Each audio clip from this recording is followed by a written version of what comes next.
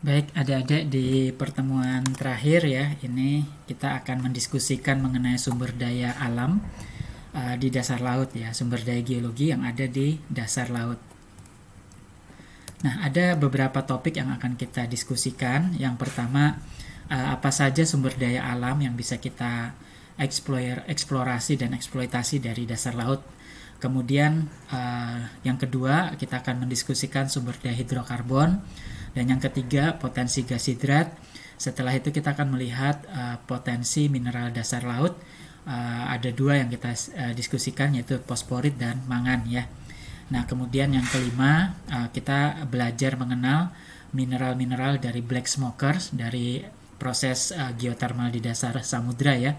Kemudian yang keenam, kita akan melihat bagaimana mineral yang terjebak di dalam air garam atau brine water. Nah, yang pertama, jenis-jenis sumber daya alam dari dasar laut. Di sini kita bisa melihat jenisnya, kemudian juga terkait dengan kuantitasnya ya. Di sini misalkan untuk minyak dan gas bumi, untuk persentase dari produksi dunia ya. Di sini produksi dunia itu artinya ada yang di darat dan ada yang di laut. Nah, ini persentase di laut, misalkan untuk minyak dan gas bumi masing-masing menyumbang 28 dan 19% ya di situ. Nah, sementara untuk bahan galian ya, golongan C seperti pasir, kerikil, kemudian karang ya, di situ itu hanya 1% saja ya. Sedangkan untuk fosforit kita belum punya data ya, sementara untuk nodul dan lain sebagainya kita juga belum punya data ya di sini.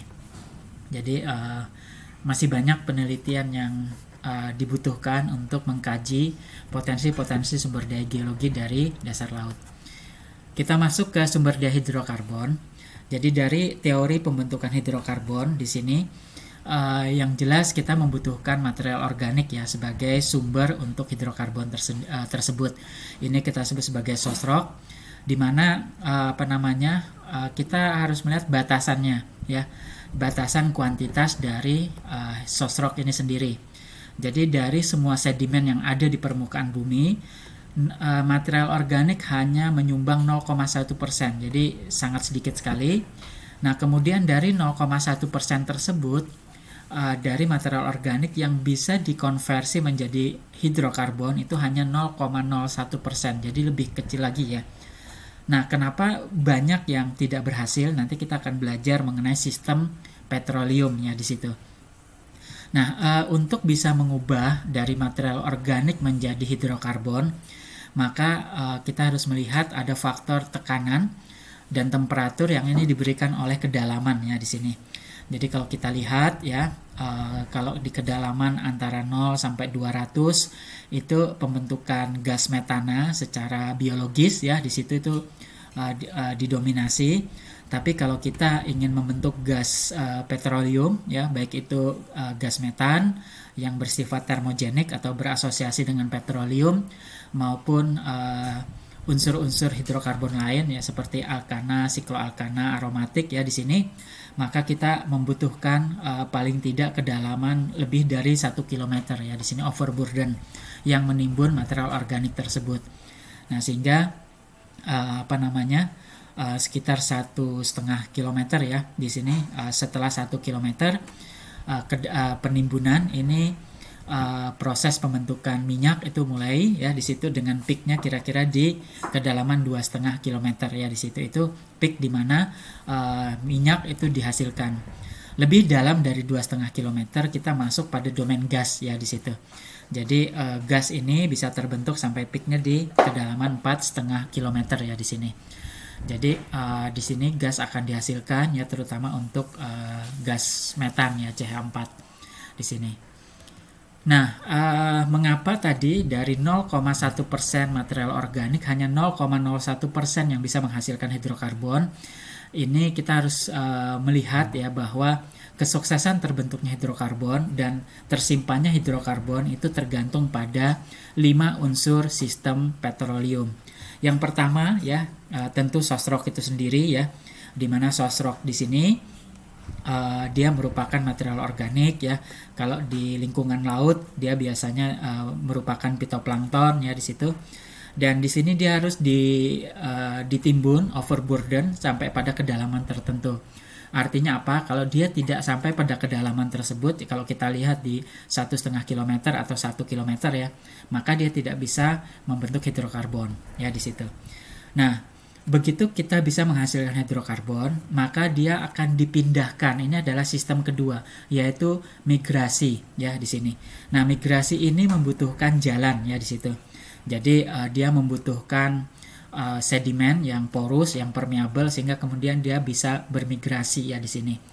Nah, begitu dia bermigrasi, harus ada struktur yang menangkap ya di situ. Nah, struktur ini bisa fase sedimen ya, merupakan kita menyebutnya sebagai jebakan ya, trap, ataupun trap struktural ya, misalkan anticline atau patahan.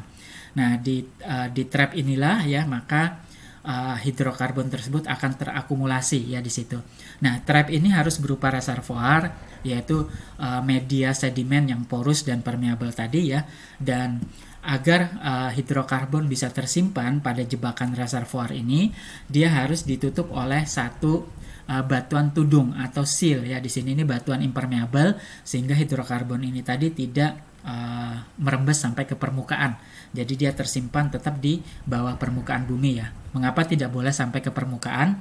Karena kalau sampai ke permukaan dia tidak bisa dimanfaatkan ya di situ. Jadi dia harus tetap tersimpan di bawah permukaan. Nah, jadi kelima elemen ini harus hadir bersama-sama ya, sehingga hidrokarbon tadi bisa diperoleh, dieksploitasi oleh para ahli kita ya, oleh para geolog dan para engineer ya di situ. Itu yang menjelaskan kenapa dari 0,1 material organik ya, 0,1% itu hanya 0,01 yang bisa diekstraksi ya sebagai hidrokarbon. Nah, eksplorasi hidrokarbon di lingkungan laut itu sangat mengandalkan survei geofisika. Mengapa? Karena kita tidak bisa mempelajari langsung geologi di dasar laut ya di sini, sehingga kita membutuhkan pendekatan geofisika, terutama seismik di sini. Karena seismik ya di sini di mana kapal itu akan mengirimkan gelombang bunyi ya di sini, yang akan ditangkap oleh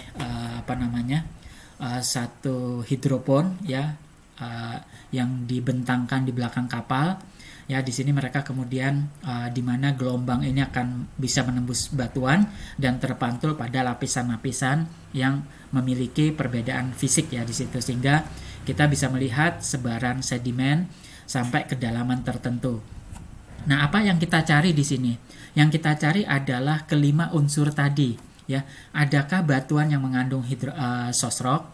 Adakah batuan yang berpotensi sebagai perangkap? Dan perangkap tersebut ya, di mana di situ harus ada reservoir dan ada batuan tudungnya, itu ada di mana ya di situ. Nah, dengan seismik kita bisa mengkaji geometri dari sistem petroleum, sehingga kita bisa menentukan ya di mana akumulasi hidrokarbon tersebut berada pada suatu jebakan. Nah, begitu kita bisa menentukan lokasinya, maka kemudian proses pengeboran laut dalam ya, atau laut ya di sini, itu kemudian dilakukan ya di situ sampai menembus lapisan target di mana batuan tudung itu berada ya, di mana jebakan trap itu berada ya, bisa kita identifikasi. Nah, yang kedua adalah potensi gas hidrat. Gas hidrat ini dinamakan juga sebagai klatrat ya, artinya kerangkeng atau jeruji. Ini sebetulnya untuk menunjukkan bahwa gas hidrat ya itu terkerungkung, terkerangkeng oleh air ya, oleh molekul air dalam bentuk es ya di sini. Nah, gas hidrat atau klatrat ini merupakan struktur kimiawi padat yang tersusun oleh air ya yang membeku dengan gas yang terperangkap di dalamnya ya. Nah, biasanya mereka terbentuk pada tekanan yang tinggi seperti di dasar laut dengan temperatur yang rendah ya. Di dasar laut kedua syarat ini terpenuhi. Nah, gas hidrat ini sebelumnya ditemukan di daratan, terutama di area Permafrost ya, di daerah tepian kutub utara, tapi kemudian dengan eksplorasi laut di tahun 76 ditemukan ada potensi gas hidrat di dasar laut. Ya, potensinya tidak main-main ya kalau kita lihat di sini ya, uh, apa namanya, uh, bahan bakar dari fosil itu ya itu hanya menempati seperempat dari cadangan yang ada di dunia ya, sementara gas hidrat itu setengah lebih ya. Jadi potensinya sangat besar. Nah, kita bisa melihat di sini dari pengeboran ya, ini dia menembus gas hidrat. Ini sudah menjadi es ya, di sini menjadi es, dan di dalam es ini kita melihat gas metan itu terperangkap. Kadang tidak cuma gas metan ya, kadang juga gas hidrokarbon, gas karbon dioksida itu juga bisa ya. Tapi umumnya karena kita melihat tadi gas metan yang paling banyak terbentuk ya, maka peluang terbentuknya klatrat gas hidrat yang berupa gas metan itu juga paling banyak. Nah, kalau kita lihat seperti tadi ya di slide awal, dalam pembentukan hidrokarbon itu ada yang bersifat biogenik ya gas metannya, yaitu biasanya di sini ya di dekat-dekat permukaan akibat bakteri dan lain sebagainya ya. Di sini kita menyebutnya gas biogenik, tapi yang berasosiasi dengan hidrokarbon ya yang termogenik juga ada ya. Nah, di sini kemudian dia merembes sampai ke dasar laut, dan karena tekanan dan temperatur sedemikian rupa maka mereka kemudian terbekukan ya di dalam es ya di situ. Nah, inilah yang yang bisa terpetakan ya di sini. Nah, umumnya kita ada indikasi berupa oil slick ya di sini, berupa rembesan minyak dan gas yang ada di permukaan laut ya di sini. Nah, itu mengindikasikan di dasarnya ada potensi hidrokarbon ya di situ, dan juga asosiasi klatrat ya gas hidratnya di sini. Jadi kita bisa eksplor gas hidrat di sana. Nah, berikutnya mineral dasar laut ya. Nah, mineral dasar laut ya karena dia biasanya yang diambil itu di permukaan dasar laut ya, maka perlu teknologi untuk mengangkat dia ke permukaan ya di sini. Jadi entah itu disedot ya di sini ataupun digaruk ya, di dredging, digaruk, kemudian hasil garukan itu diangkat ke atas ya di sini. Nah, ini kemudian diolah ya, tilingnya, sisanya itu langsung dibuang saja ke dasar laut ya. Ini memang merusak lingkungan ya di sini. Nah, kemudian diolah, kemudian siap diekspor. Nah, yang pertama yang umumnya dicari di tambang itu adalah fosforit ya. Ini adalah batuan sedimen yang banyak mengandung fosfat, dan fosfat tersebut bisa dimanfaatkan sebagai pupuk ya di situ. Nah, endapan fosfat biasanya terbentuk di laut dangkal ketika arus upwelling ya, biasanya nih di area-area pesisir ya yang mengalami upwelling. Ini membawa ion fosfat ya yang terlarut dari dasar laut dalam ya, ini terangkat ke atas. Dari mana fosfat ini sebetulnya berasal? Ya, dia sebetulnya berasal dari darat ya, dan dia kalau kita belajar mengenai produktivitas samudra merupakan salah satu nutrisi yang dibutuhkan oleh fitoplankton. Nah, sehingga fitoplankton yang tidak atau yang masuk di dalam rantai makanan ya, maka fosfatnya ikut terbawa, dan ketika hewan pemangsa ataupun fitoplankton yang tidak dimangsa ini kemudian mati ya, itu kemudian dia mengendap di laut dalam. Nah, inilah yang kemudian diangkat oleh upwelling sehingga kemudian daerah pesisir ini kaya akan fosfat ya di situ, dan dengan reaksi kimia terbentuklah fosforit dengan komposisi Ca. Kalian sudah bisa menebak ya Ca ini berasal dari mana ya, dari dari organisme ya, CaCO3 di situ ya, ketika terurai ya Ca-nya kemudian bereaksi dengan fosfat, kemudian CO3 juga ya di sini, jadi CaCO ya bereaksi dengan PO juga ya, dan kemudian F ya di sini. Nah, inilah kemudian dia mengikat ya di situ, terikat sebagai fosforit. Nah, kalau kita lihat ya lingkungannya biasanya di daerah pesisir karena upwelling tadi ya di situ. Yang merah ini ya itu adalah lokasi-lokasi upwelling saat ini, sementara yang kuning ini yang lokasi fosfat ya yang bisa ditambang ya, tapi itu terbentuk di masa lampau. Nah, berikutnya mineral dasar laut yang bisa ditambang adalah mangan. Dia biasanya berupa nodul ya, nodul-nodul ya seperti ini, bola-bola mangan ya di sini. Terbentuknya nodul mangan ini bersifat hidrogenik, yaitu hasil presipitasi logam yang ada di air laut ya di sini. Dia kemudian menggumpal di sini, membentuk lapisan-lapisan konsentris ya di sini. Nah, nodul mangan ini termasuk nodul polimetalik ya. Kenapa? Karena komposisinya tidak cuma mangan tapi juga unsur-unsur logam lain, dan sebarannya cukup banyak ya. Dia menutupi hampir 70% permukaan dasar laut. Kita bisa lihat di sini ya, terutama di lingkungan laut-laut dalam ya di sini. Sehingga nilainya sangat ekonomis ya di sini, dan ini mengundang banyak eksplorasi mangan ya di dasar laut. Nah, ini bentuk nodul mangannya ya di sini. Nah, dia merupakan konkresi ya di situ dari presipitasi logam dari air laut ya di sini. Pertumbuhannya sangat lamban, jadi perlu waktu puluhan juta tahun ya di sini.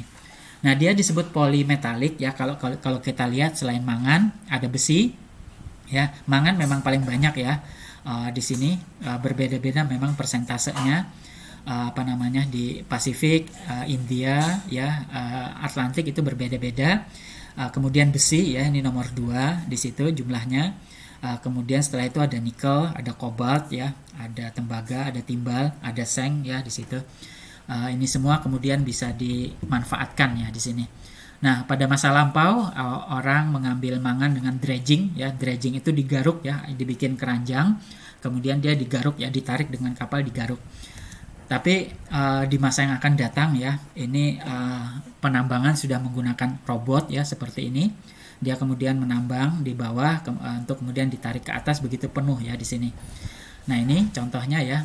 Dia diturunkan ya di sini, kemudian dia menambang, mengambil mangan di dasar laut ya di situ. Nah, ini robotnya diturunkan ya di situ sampai kedalamannya bisa kita lihat ya, 1.800, 2.000 dan seterusnya ya di sini, sampai kedalaman 4.000 lebih ya. Nah, kemudian ketika dia tiba di dasar, kalian bisa lihat permukaannya banyak nodul-nodul mangan ya di sini. Maka kemudian dia bergerak ya di sini, bergerak, menyedot, mengambil nodul-nodul mangan tersebut ya di sini. Nah, ini kemudian dia mengirimkan melalui pipa ini ya. Jadi pipa ini selain pipa untuk mengontrol ya, tapi juga merupakan pipa untuk mengirimkan mangan ya. Dia disedot gitu ya. Nah, ini kemudian dia bergerak di dasar samudra, maju mundur ya di sini. Untuk mengambil mangan tersebut ya di sini. Jadi bisa dikatakan sapu bersih ya permukaannya. Demikian seterusnya. Nah, ini ada robot ya untuk melihat ya bagaimana kondisi di bagian mana lagi yang mangan yang harus diambil ya di sini. Nah, ini kemudian dia dikirimkan ke atas ya di sini. Nah, ini dengan air ya, dengan air laut dikirimkan bersama-sama ya di sini sampai ke kapalnya ya di sini. Nah, itu masuk ya, dikirimkan ke kapal penyimpannya ya. Nah, kemudian mangannya diambil, tapi sedimennya ya dan air lautnya kemudian dikirimkan lagi ke bawah ya di sini. Nah, di sini ya. Jadi itu tiling ya istilahnya, sisa dari penambangannya ya, sisa dari mangan tadi. Demikian seterusnya kita bisa bayangkan ya bagaimana penambangan di laut dalam ini sangat sophisticated ya. Nah, berikutnya kita lihat ya, kita pernah belajar mengenai black smoker. Jadi bagaimana geothermal di dasar samudra ya, terutama di daerah pemekaran dasar samudra ya, atau di gunung-gunung api dasar samudra. Ini kemudian berinteraksi dengan air laut sehingga menghasilkan larutan hidrotermal ya di sini, di mana dia kaya akan logam ya di sini. Jadi ada besi, mangan, seng, tembaga ya di sini. Ya, ini kaya sekali. Kemudian dia terkumpul ya di sekitar black smoker ini.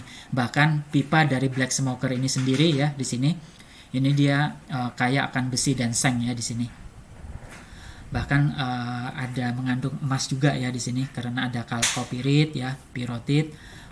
Jadi dia konsentrik ya, mengelilingi dari black smoker ini. Nah, ini di larutan geotermal ya, aktivitas geotermal di dasar samudra.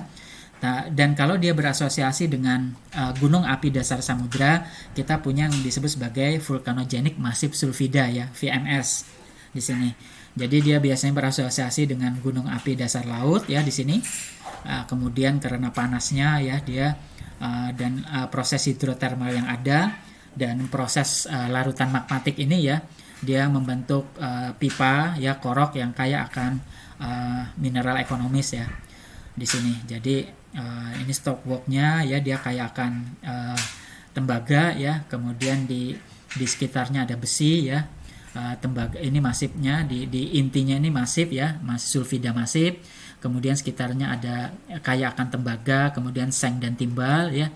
Kemudian besi ya di sekitarnya sini. Jadi urutannya seperti itu ya. Jadi tembaga ya, kemudian seng, timbal, dan yang paling luar adalah besi ya di sini. Nah, ini adalah kompleks VMS ya, Volcanogenic Massive Sulfida. Nah, kemudian kita masuk di air garam. Air garam itu atau brine water ya, itu kadar garamnya itu sampai 50% ya. Jadi 50% dari air itu isinya garam semua.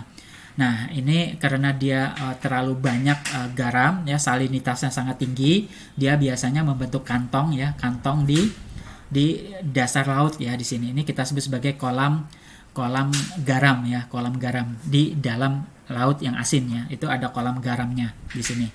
Nah, garam ini cukup unik ya. Uniknya kenapa? Karena dia bisa menangkap logam ya di sini.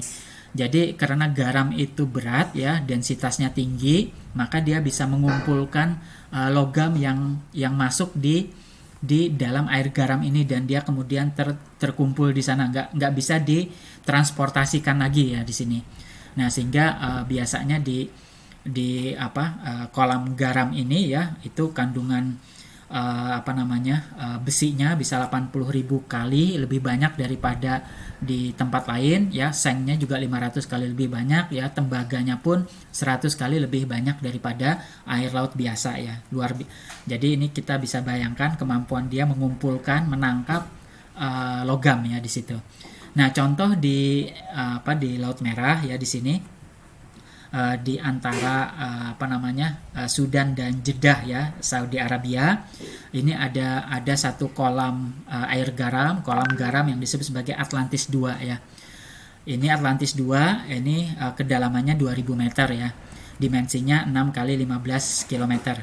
Nah, temperatur di dalam kolam garam ini 60 derajat Celcius, salinitasnya 25% atau 7 kali lebih asin daripada air laut ya. Nah, di dalam kolam garam Atlantis 2 yang luasnya hanya 6 kali 15 km, ini kandungan mineralnya luar biasa ya. Seng 3,2 juta ton, tembaga 0,8 juta ton, timbal 80.000 ton, perak ya 4.500 ton, bahkan emas ya itu 45 ton dalam luasan 6 kali 15 km. Nah, tapi dari mana logam tersebut datang? Nah, satu hal yang harus kita ingat ya, Laut Merah ini adalah laut yang peregangan ya. Jadi laut yang sedang rifting, sedang membuka ya. Dia laut yang tengah terbentuk ya. Jadi di dasar dari Laut Merah ini ada pemekaran dasar samudra, dan pemekaran dasar samudra ini tentu banyak gunung api dasar laut yang itu bisa membawa logam-logam ya, seperti Volcanogenic Massive Sulfida tadi ya di situ. Jadi dia membawa logam-logam ya, tembaga, seng, emas ya, timbal dan lain sebagainya ya di sini. Dan itu akan terjebak di dalam air kolam garam tadi ya. Dia tidak bisa kemana-mana. Itulah yang menyebabkan ya Atlantis 2, kolam Atlantis 2 tadi memiliki kekayaan yang luar biasa ya. Nah, mudah-mudahan dengan pemaparan ini kalian bisa memperoleh gambaran ya, kekayaan laut itu luar biasa ya. Tantangannya adalah tentu teknologi. Bagaimana teknologi untuk eksplorasi dan bagaimana teknologi untuk ekstraksi, mengambilnya ke permukaan. Demikian, mudah-mudahan bermanfaat. Mari kita diskusikan.